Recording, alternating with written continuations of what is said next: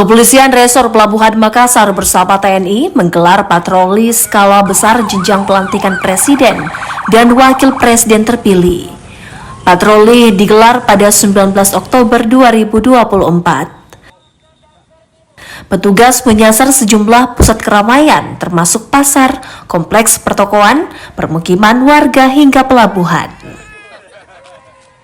Patroli ini sengaja digelar untuk memastikan situasi keamanan dan ketertiban masyarakat tetap kondusif, apalagi jelang pelantikan Presiden dan Wakil Presiden terpilih. Kami juga di sini sekaligus menghimbau kepada masyarakat, kelompok masyarakat, dan juga para penyelenggara untuk sama-sama kita menciptakan situasi yang aman dan kondusif menjelang pelantikan Presiden dan Wakil Presiden terpilih.